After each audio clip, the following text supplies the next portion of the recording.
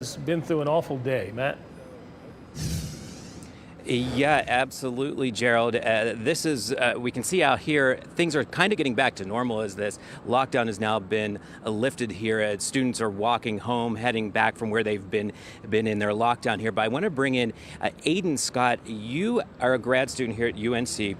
You say you actually know this suspect. This has been taken into custody here. Yeah, I had a class with him 2 semesters ago. It was my first semester as a grad student here. I was an undergrad here before that, but it was my first grad student semester, my first grad school class. It was a machine learning class, Comp 755, and we all had a project where we had to do research together, and he was in our group as one of the members. What's your memories of him? What was he like as a student here? So it's kind of hard for me to cope with all of this because I would have never guessed that he would be the kind of person who could possibly be capable of this kind of thing. Why is that? When I was in meetings with him, he was always very quiet, English second language clearly, because I think he was from China or somewhere. And every single time that he talked to me, he seemed very nice. Like one time for the first homework assignment, he was asking me questions about like how to do the problems. And I never got any sort of red flag that he could possibly even think to do this kind of thing. Like when I saw his face on the reports online, I was just like beyond shocked that I knew him. He has been arrested. We have just learned in the last 10 minutes or so that one person was killed.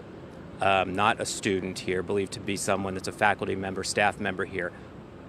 What do you think when you hear that this person you knew may be responsible for this? I mean, it's just absolutely chilling. Like, you don't even ever think that you would be the kind of person to be in this scenario to where there could be a shooter around you, let alone be directly connected in some way to the person, to where if he had stayed in our project group a little bit longer, there's a good chance I could have taken him out to dinner and spent time with him and been a friend of some kind with him. It's shocking to imagine that everyday people that you meet on the street could be capable of such a horrible thing.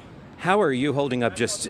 You were in lockdown just like everyone else here. Yeah, for the first hour or so, I was kind of in denial as to what was even happening, I think. I was like cracking jokes with my friends. I was like, I don't know. I was saying some things that may have been in bad taste just because I don't think I had really processed what was even happening here. But as the time went on and as more reports started coming in and it was like, oh, you're not actually that far away from where the shooting's taking place. And oh, I'm in group chats with people who are in the building where it happened from my club because I'm an officer in one of the clubs here. And it became increasingly more and more real. And that's when the anxiety set in. Do you know if he was still a student here, what he was studying? I assume that he's still here. Most people who take the machine learning class here are computer science grad students. I don't know if that's the case for sure, but that would be my best guess because you usually don't get that many out-of-major people taking that class. Gotcha. Aiden, hold on right here. Lena, I know you have a question I'd like to ask him as well, since as we hear this, someone who knew this person. Unbelievable. So, Matt, you know, when you're in groups and group projects with people, you kind of get a sense of maybe their ability to socialize. Did he get a sense that he had friends on campus, or was he kind of a loner? Anything he can describe as far as that? Yeah, a great question. Lena wants to know, you were in a group with him, so you spent time with him. How social was he? Did you get a sense he had friends, that he had a good network here? In hindsight, I would guess that he probably didn't have a very strong network here because I get the impression that he went to some other university from out of the country, so he was probably very new and very out of his element here, and he was also very quiet, so I could easily see a situation where he didn't have that many people close to him, but I don't know that for sure. Gotcha. Aiden, thank you for taking the time and talking with us here, but again, you just heard someone who was in a project group with this grad student here as we try to learn more about the suspect, now believed to have killed one person here on UNC campus. Matt, you were watching live a couple of hours ago as students were being led out of buildings with their hands up, an eerie, frightening scene that we've become all too familiar with here in the United States. Now students are no longer doing it, but just kind of describe the faces of the students there. Yeah, I mean, if we can walk around here, Aiden, hold on one second with it. We'll be right back to talk with you again. But if you see around here, the student store is right over there. So there's a lot of people. This is an area that everyone knows on UNC's campus here in Chapel Hill. And you see everyone walking around on their phones. They're getting updates. They're letting their family members, their friends know what's going on, and probably trying to reconnect with friends on campus here, because what we saw in those immediate moments after people were being let out by police from these immediate buildings, these labs, the library here, we saw them with their hands up and police leading them out of the way. They were obviously very frightened because they're in the heart of all this police activity here. Now everyone else, as they are let out of these rooms, these classrooms where they were in lockdown, you can tell that people are just, I think, relieved that this is over with here, and trying to reconnect with their friends and family because they didn't know where to go. Those first groups that we talked to, they were just let out, and other rooms, other buildings were still in lockdown, and they were trying to figure out, where do I go? What do I do? Is it safe? But at this point, everything, the university giving the all clear here. So you see a lot of people on their phones reconnecting with their friends and family here.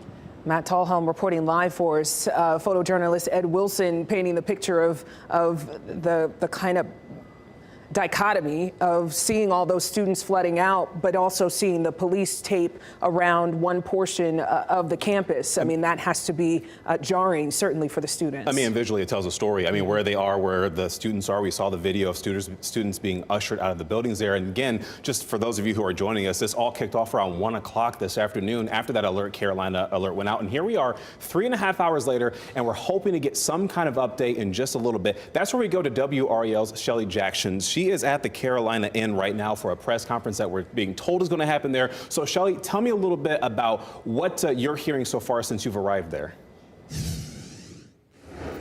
Well, Chris, we are waiting for this press conference to begin out here at the Carolina Inn. Right now, they're just setting up and getting ready, testing the equipment. If you are just joining us, though, we have confirmed that one person has died, and that person is believed to be a faculty member. So there are a lot of questions right now for these university officials. We want to know what led up to the shooting. Did Qi, the suspect, know the faculty member? Just a lot of questions right now that we're hoping to answer when this press conference begins. Chris? All right, thank you, Shelley. And of course, one of the biggest things we're trying to get right now, Lena, is who exactly is Tailei Qi about this? We're trying to get more details about who exactly they are. We do know that WREL's Sarah Kruger is looking into that right now. But before we get her into our newscast, just looking up online based off of UNC's website, we do see on their Applied Physical Sciences department, I mean, simply by going there, you can see his picture is there. And it lists just a bit of information there saying that he entered in 2022, Tailei Qi entered the university then. And we know that at some point they attended Louisiana State University of Material Science and Wuhan University and the Department of Physics, Wuhan, of course, in China. So we're trying to get more specific details with that. Again, WREL Sarah Kruger is digging more into that, and we'll hopefully have a complete story to kind of tell us a little bit about who this person is.